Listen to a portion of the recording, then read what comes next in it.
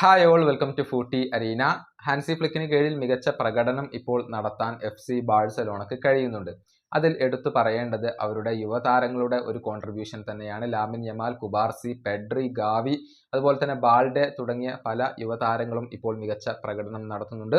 ലാമാസിയിലൂടെ വളർന്നു വന്ന പല താരങ്ങൾക്കും അവസരം നൽകുന്നതിൽ ബാഴ്സ ഒരു മടിയും കാണിക്കാറില്ല. അതിൻ്റെ ഫലങ്ങൾ അവർക്ക് കിട്ടി തുടങ്ങുകയും ചെയ്തിട്ടുണ്ട്. എന്നാൽ ബാഴ്സ ലെജൻഡായ ജെറാർഡ് പീക്കെ ഇതുമായി ബന്ധപ്പെട്ട ഒരു വിവാദപരമായ സ്റ്റേറ്റ്മെന്റ് നടത്തിയിട്ടുണ്ട്. അതായത് ബാഴ്സക്ക് ഈ യുവതാരങ്ങളെയൊക്കെ കളിപ്പിക്കേണ്ടി വരുന്നത് ഗതികേട് കൊണ്ടാണ് എന്ന രൂപത്തിലാണ് അദ്ദേഹം സംസാരിച്ചിട്ടുള്ളത്.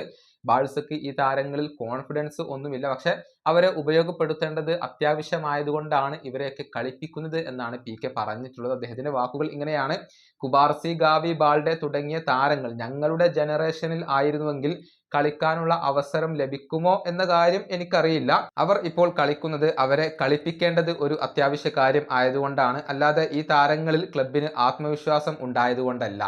ഇതാണ് ജെറാർഡ് പീക്കെ പറഞ്ഞിട്ടുള്ളത്. ഇത് വലിയ രൂപത്തിൽ വിവാദമായിട്ടുണ്ട്.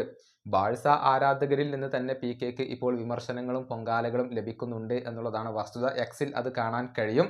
ഏതായാലും പീക്കെയുടെ ഈ ഒരു അഭിപ്രായത്തോട് നിങ്ങൾ യോജിക്കുന്നുണ്ടോ? നിങ്ങളുടെ അഭിപ്രായങ്ങൾ നിങ്ങൾക്ക് കമന്റ് ബോക്സിൽ രേഖപ്പെടുത്താം. ഈ വീഡിയോ അവസാനിപ്പിക്കുന്നു. അടുത്തൊരു വീണ്ടും കാണാം.